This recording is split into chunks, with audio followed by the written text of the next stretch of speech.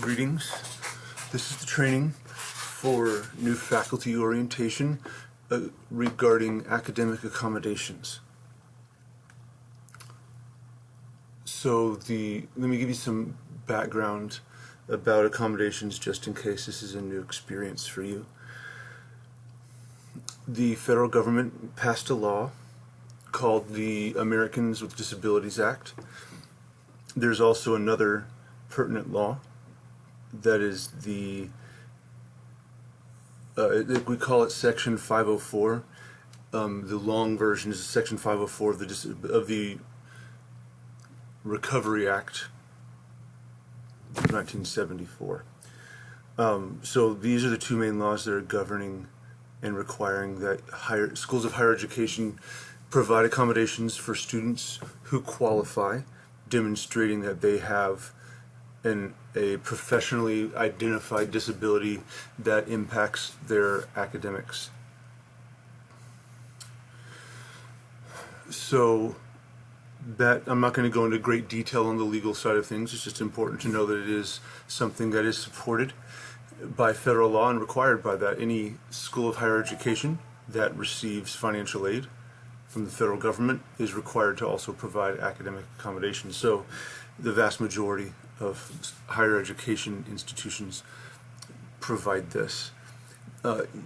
Your part is not necessarily understanding all the details of the why behind it so much as it is understanding how to best interact with the student in providing accommodations so that you are able to do so in a way that is positive for the student, does not fundamentally alter your course or the overall program that the student is studying in, and also maintaining a relationship with the student that is reflecting your willingness to work with them. That's a big issue overall with accommodations, is that relationship between the student and the professor. So we are discussing key factors for faculty and the connection to student responsibilities as well. Anything that faculty is doing, there's a connection to what students also are required to do in this as well. There's a shared responsibility here. So there's an important thing to know for that. All right. So stakeholders and their goals. These students with disabilities, their goals are to study, learn, and graduate. Faculty, for you guys, it's to instruct, support, evaluate, and determine level of learning. And in the middle, we working with academic accommodations at SAGU, we're here to help accomplish both missions.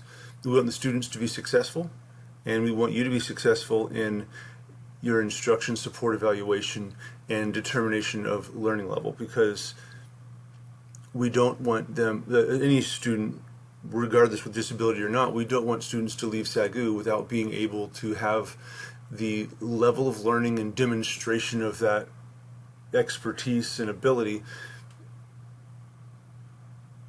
We don't want them to leave without that, because that's what our degree says they're able to do. So our degree should communicate what's actually going on.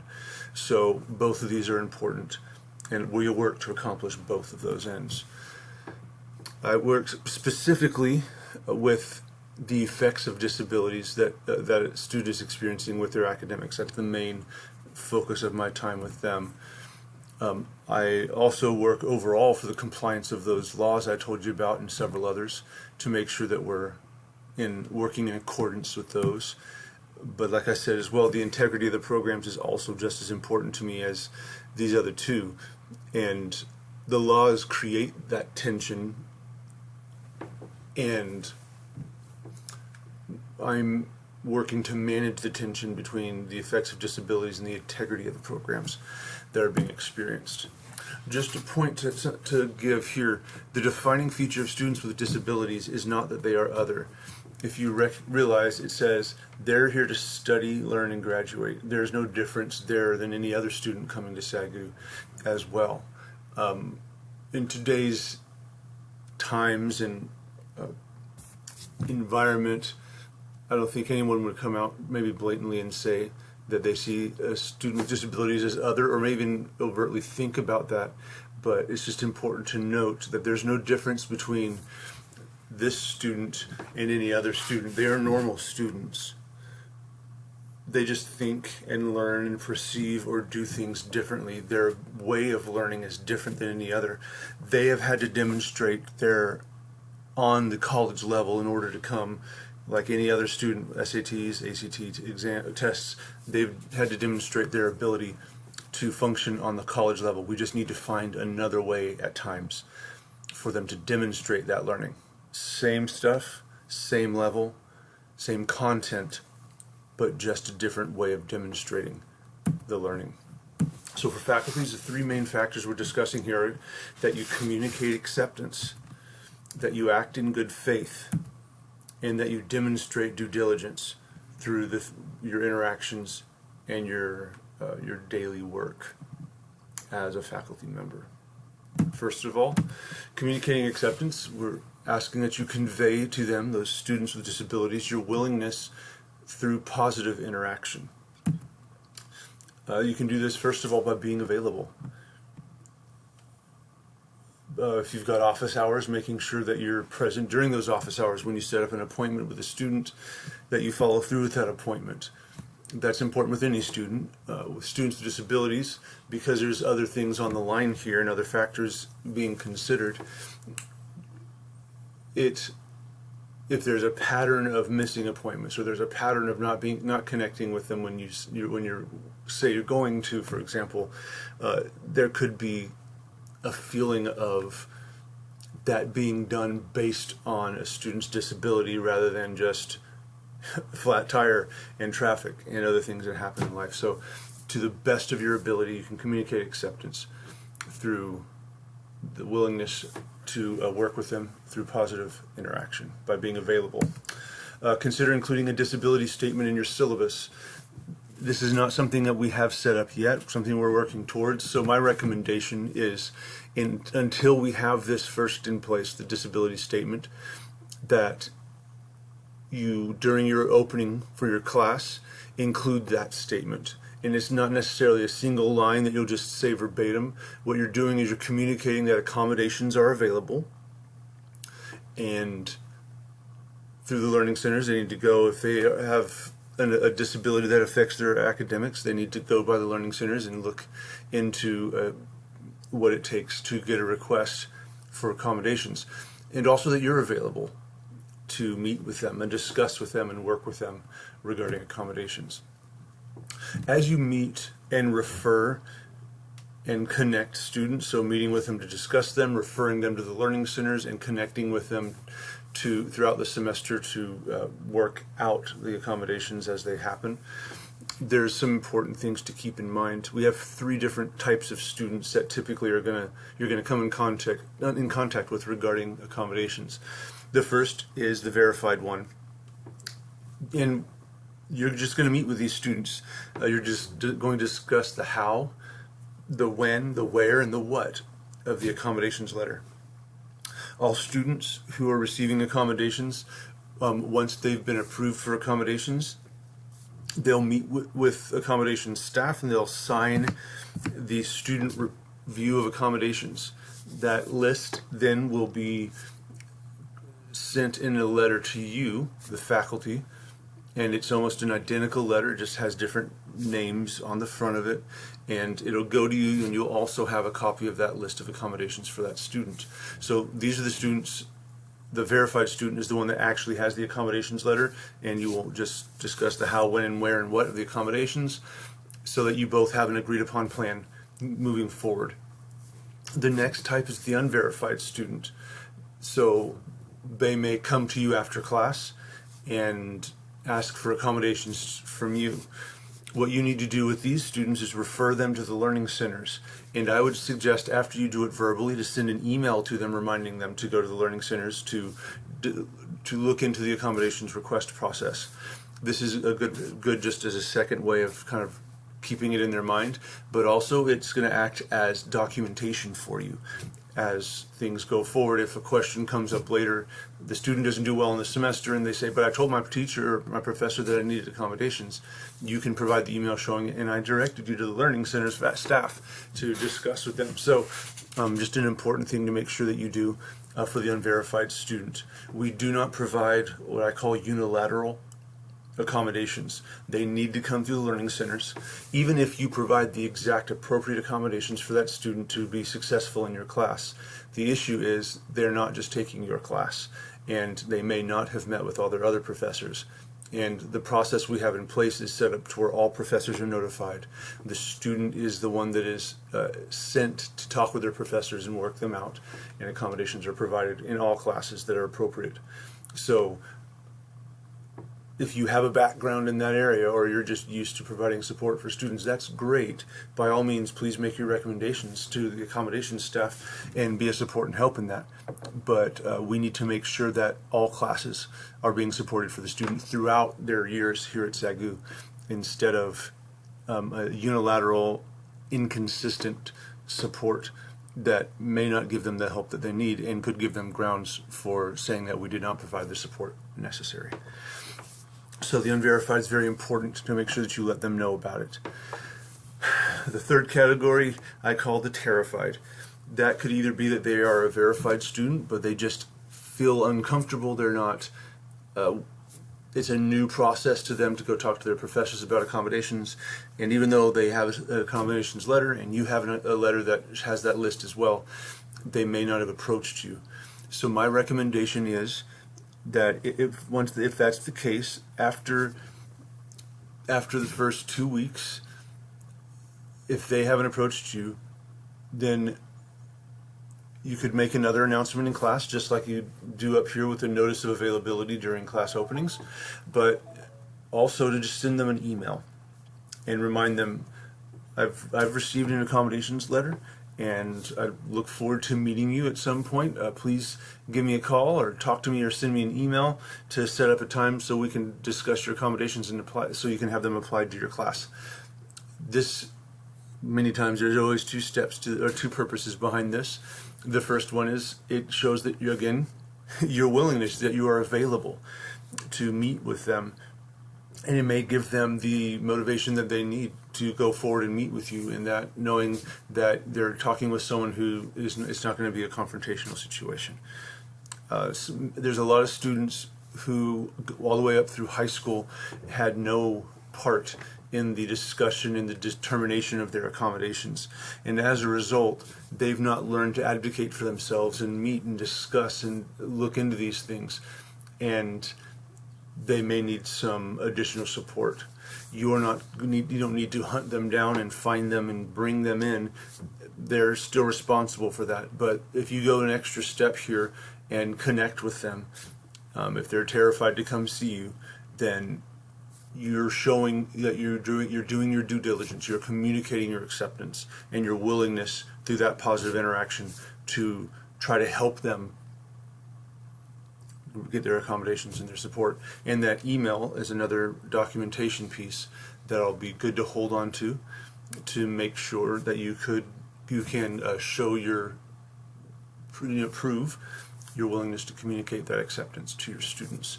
Sometimes the students are terrified and they haven't come even to the learning centers to request accommodations. You just notice that their grades are going down, and you seem to think that their ability level is higher. They're just struggling in some way, and there may be just the thought, maybe there's a disability thing going on here.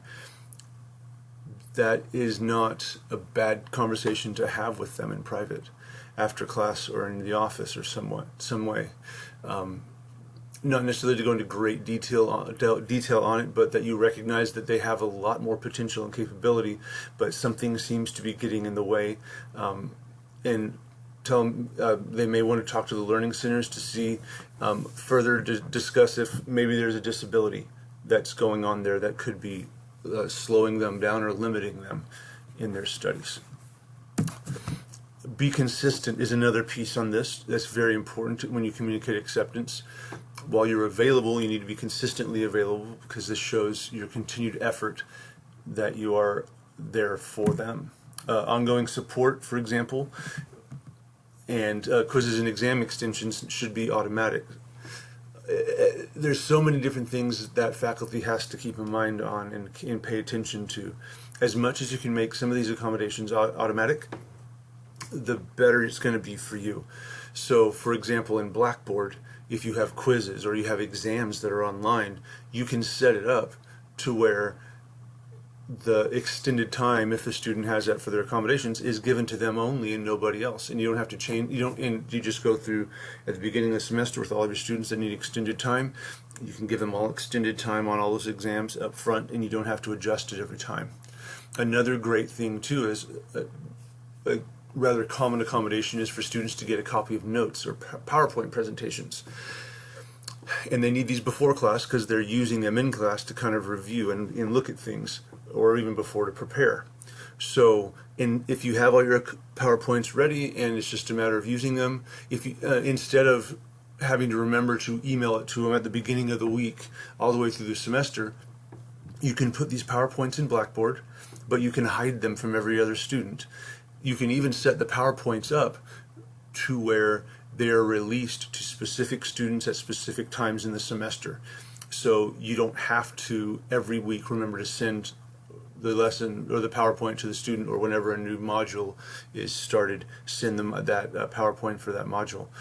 It just can do that automatically, and that's just an example of some things that can be done to help make things automatic.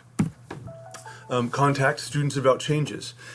Consistency doesn't always happen in that sometimes, like a location for where the student is going to take a test, it may change. Or you may not have or use PowerPoints at a certain part of your course, and you need to switch to some notes that have that same content for them.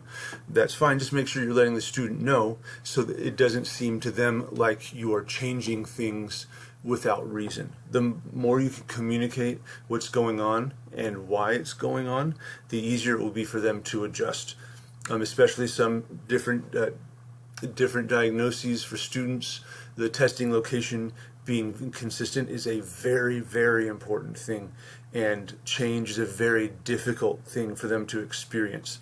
So as much as you can inform them of changes ahead of time, it'll help them be able to plan and be ready for those changes and less altered by them. So it's an important part of that process for sure. So responsibilities for students in this area: they need to contact. They must self-identify their disability to SAGU. We are not responsible, unlike kindergarten through 12th grade schools. We're not required to hunt down, have a process for recognizing students who have disabilities. They must come to us. When they do, then our responsibility starts. Students with disabilities can self-identify to any agent of SAGU, which is kind of a big deal.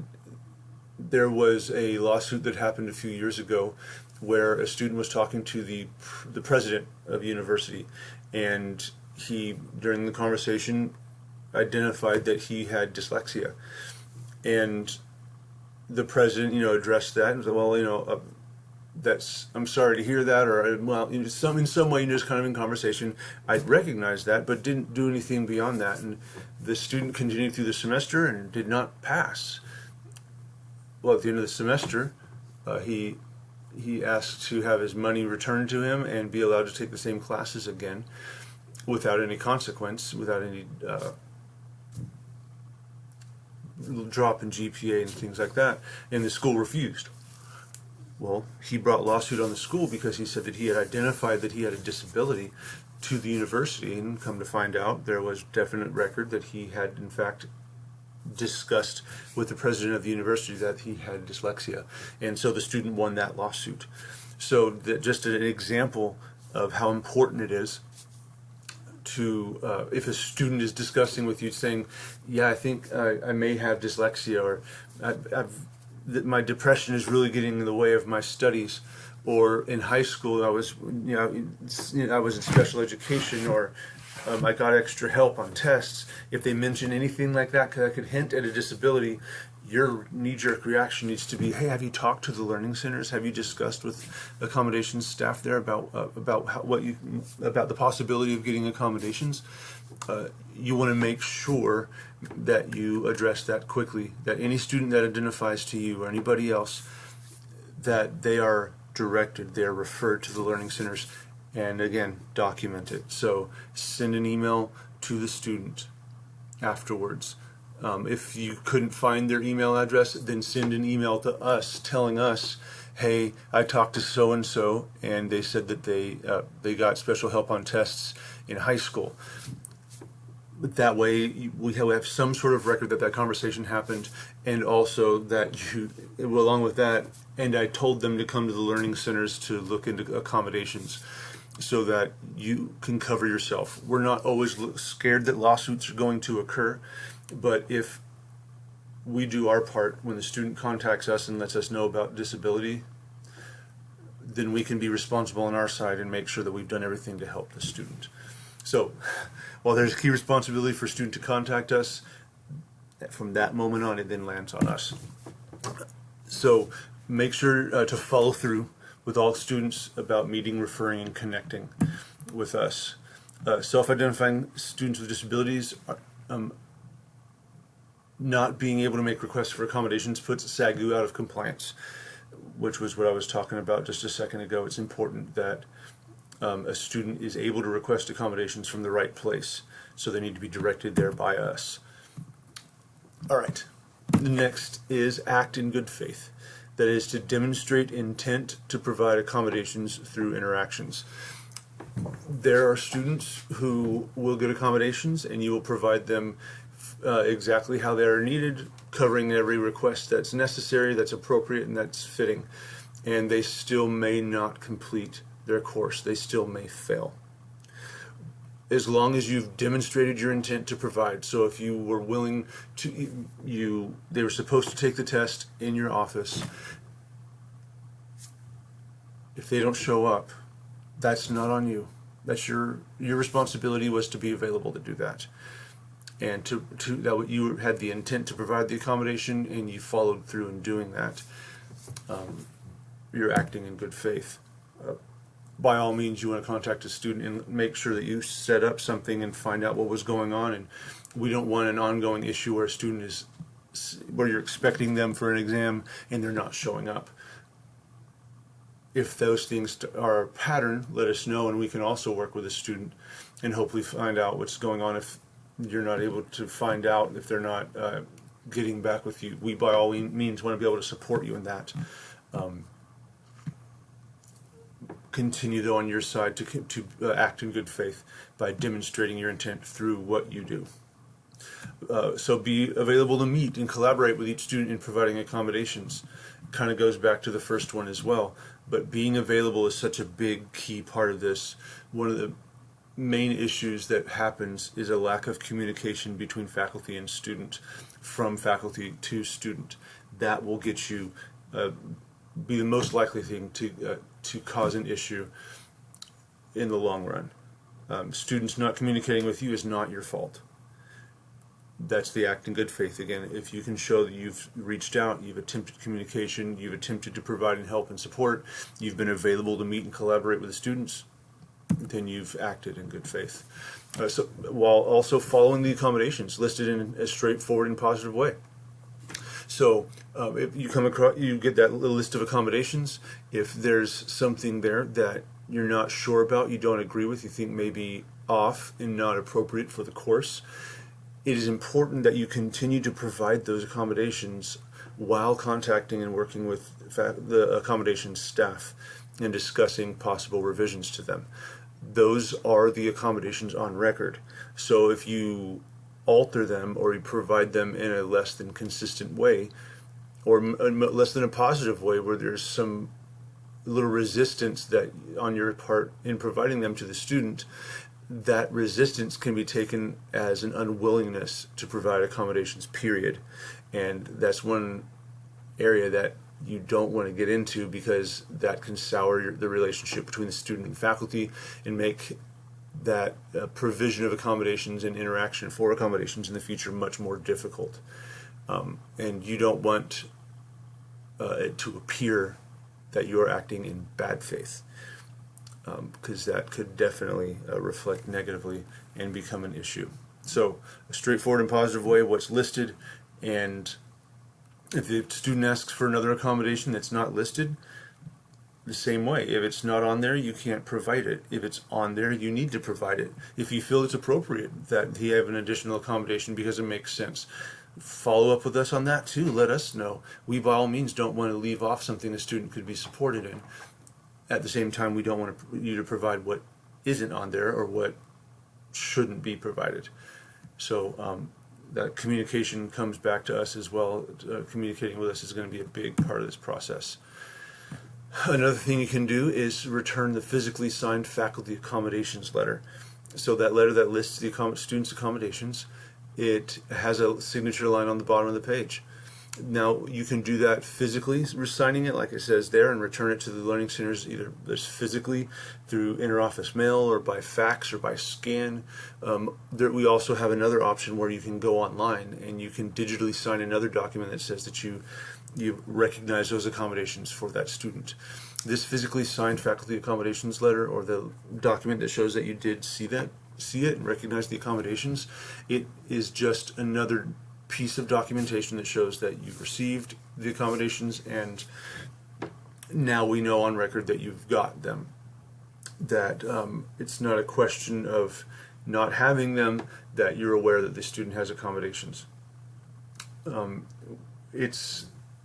It's another piece of documentation, like I said, that if things come into question, you will be able to show, yes, I got them, yes, I responded as well as soon as possible in that, and I'm ready to provide them. The longer it takes, the less it looks or could appear that you are intending on using the accommodations or recognizing them. So it's just a piece in the bigger picture that helps show your intention and your desire and willingness to work with accommodations. Something that I highly recommend is that you keep the accommodations letter handy where you can refer to it. If you need to put a folder on your desktop, that's a great place to do it. But you want to put it somewhere also where while it can be easily referenced, it can't just be easily found and accidentally clicked on if somebody else is using your computer. We've got to protect the student's information with FERPA. Disability content or about student information is even more sensitive. So you want to make sure that it's not easily, that someone cannot easily find that a student has accommodations, because that defines as well, or identifies that they have a disability, and that's a protected status that students only should be able to inform or let people know about. So make sure you protect their privacy with that.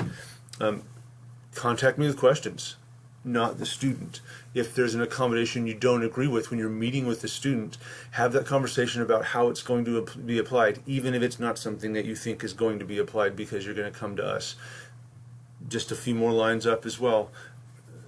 Just like you followed the accommodations that you, in a straightforward and positive way, you need to do that even if you're going to contact us, because that communicates your willingness to provide accommodations. Notice the second part of this, though: contact me with questions, not the student.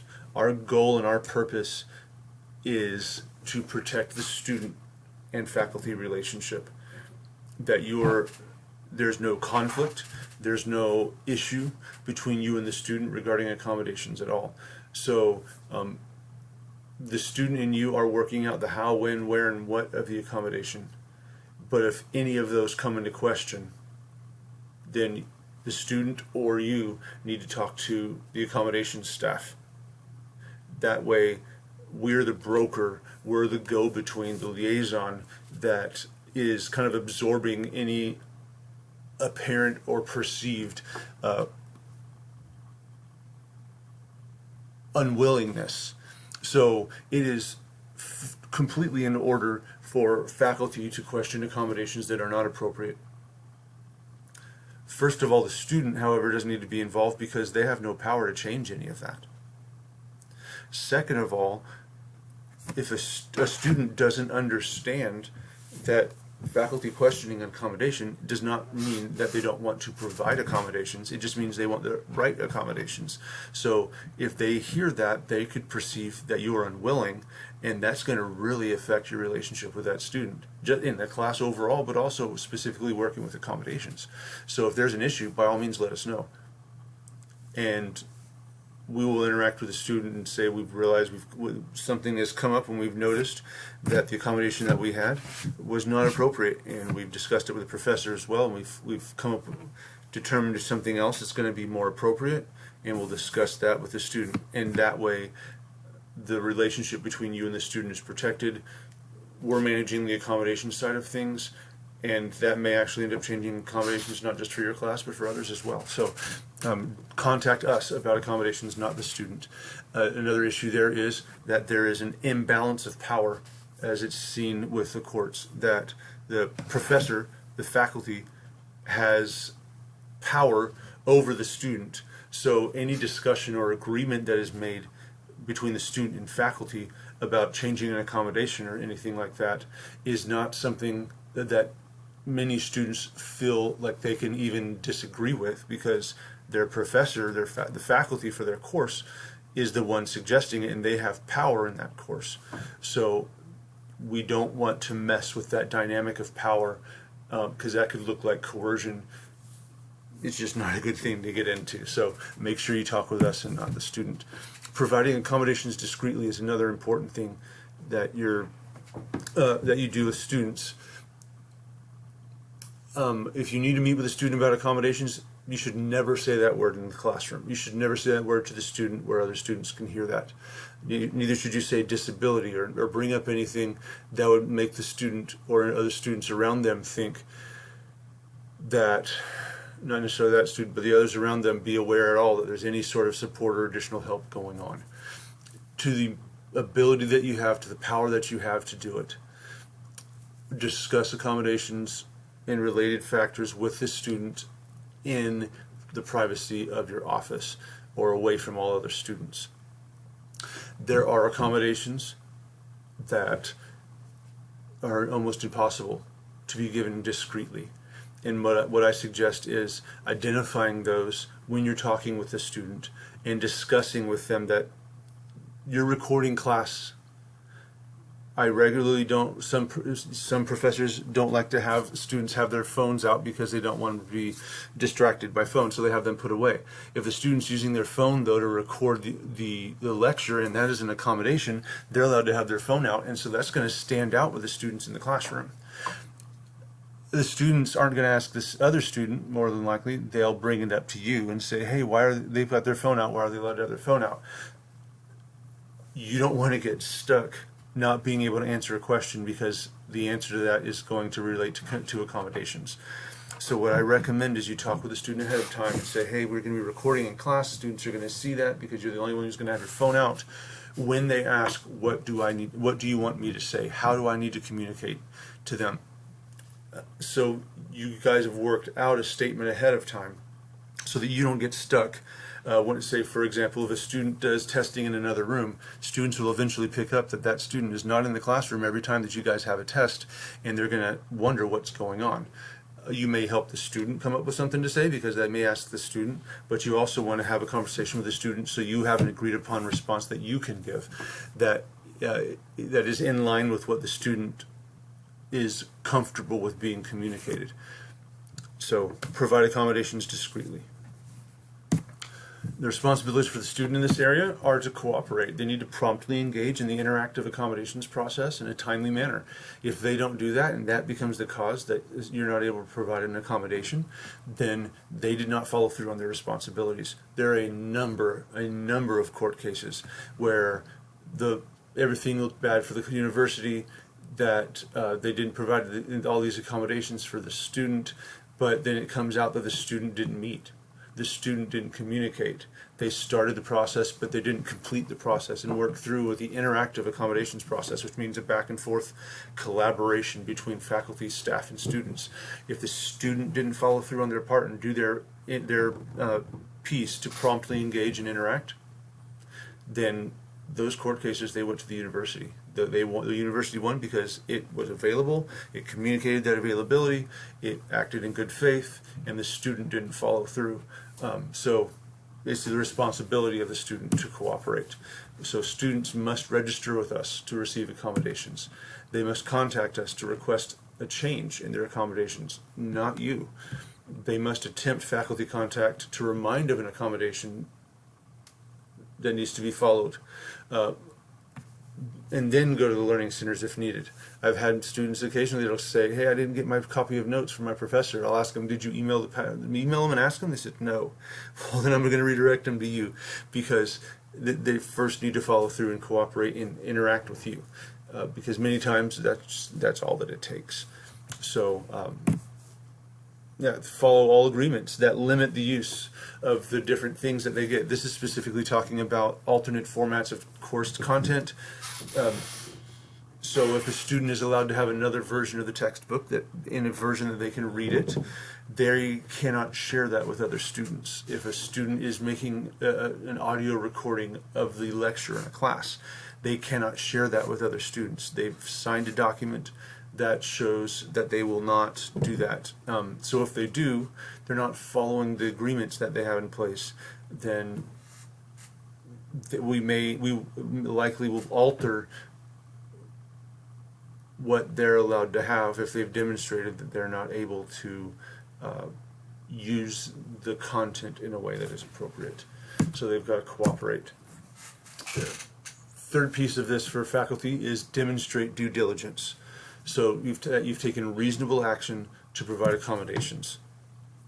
Contact the student for quizzes, exams that are getting accommodations prior to the exam day to finalize plans. There's a way you can do that. You're ahead of time, you're setting it up, and you're letting them know what it is so that they know what to do. If the student doesn't need to come to the classroom in order to do the accommodation or do the exam, then they should know where to go before the test day, so they don't have to come to the class to find you to figure that out, because now you're discussing accommodations with the student in front of this class, and then that student's going to leave during test time to go take the test. You're not doing that discreetly. So it's important to do your due diligence, to do the actions that need to be done in order to make sure that they have their what they need for the accommodations. To promptly post lecture presentations or automate their release in Blackboard, like I was talking about. That's due diligence. Send an email to known accommodation students who don't make their first contact after 2 weeks, the actions that you're doing to provide accommodation there, making sure that they know that you're willing and ready to talk to them. Keeping your faculty accommodations letters secured. Don't print them. Keep them locked somewhere in your computer where you can get to them but where others can't. Discuss how an accommodation could affect privacy. You're basically seeing ahead, looking for the holes in the road, looking for the roadblocks and the barriers, so that there's less of a likelihood that there's going to be a hitch in the plan. You can't see everything, and some things just happen, but they shouldn't happen on a regular basis. Do your best to demonstrate due diligence. Ask questions and be open to alternate methods of measuring learning. Sometimes students, like I said before, it's not that they can't learn, it's that they learn differently, and sometimes we'll need to demonstrate their learning differently. So being open to alternate ways of doing that. Document all interaction. So keeping track of every time you meet with a student. Follow-up email about what you guys talked about is a way of documenting that, but also helping the student know what was discussed. A very important piece of this whole puzzle. Students in this area, they need to collaborate. They interact with faculty and staff during the accommodation development and provision, not just when they're set up, but as they're being provided. They need to give input about their accommodations history for current accommodations to be effective. If they had other accommodations that helped them in other universities or when they were in high school, they need to let us know about that. We can't provide what we don't know about. So they need to interact with us and let us know about that. They need to engage in this interactive process throughout the semester, not just at the beginning, but let us know if things are going wrong. Give us feedback if the accommodations aren't being effective, so that we can then make an adjustments, interact, discuss, and figure out what works better. So So those are those three main pieces of just the practicality in providing accommodation. There's a legal reality here. So I haven't spent a lot of time on legal stuff, but just wanted to kind of paint a picture here for you. The majority of accommodations court cases that end up going to court are the result of a university's faculty or staff not engaging or collaborating with their students. Students can sometimes be combative, students can sometimes be rather forceful, but when a student is shut out, when a student is not spent time, it is not just acknowledged and given time to talk and discuss and figure out, then that is where faculty go wrong. That's where the staff kind of lose their direction. Setting and maintaining expectations and being responsive to student contact and needs is a sure antidote to this. Accommodations do not lower expectations. They do not lower standards. If they do, then they're not appropriate. They're intended to provide a student another way to demonstrate their learning. They are a way to remove barriers that are set up that in a course that shouldn't be there. The goal is that many accommodations don't have to happen because professors find ways, faculty find ways to make their course more accessible. Some accommodations are only there because it's specific to the student's need and there's no other way around it. There's no other way to set a course up to where a student wouldn't have an issue and can just interact with the course like anybody else. But my challenge here too is to find a way at times to help the student, not in providing accommodations, but just making the course overall easier for the student to interact with. So putting PowerPoints on there for everybody, for every student to have. Giving alternate options for students to do demonstrate learning on different assignments. Finding unique ways for not just students with accommodations, but every student to be able to communicate their understanding of something in formats that may be more preferred to them and that would do just as well. So set and maintain expectations, be responsive to the student contact. That will deal with most of the issues. The bottom line of this all is here. Communicate acceptance, act in good faith, demonstrate due diligence. If you cover those three things, then you will be able to demonstrate a pattern of ongoing communication and support, and that puts you in the best position should you have to answer for it later. Well, I hope this has been informative and helpful as you're working with students, as you're getting accommodations letters, as you're interacting with those students and helping them set up accommodations and work through your class. We are available and would really like to have a conversation with you as you're going through this. If you're struggling to support a student in a certain way, or if accommodation is not appropriate, or you just need some thoughts and some help and some ideas on how you can help make your course better accessible to where you don't have to accommodate because some of those needs are just intrinsically addressed within the design of the course from the beginning. By all means, reach out to the learning centers and we are available to help and support you in any way that we can. Welcome to SAGU. I hope your time with us is wonderful and thank you for serving our students with disabilities as well.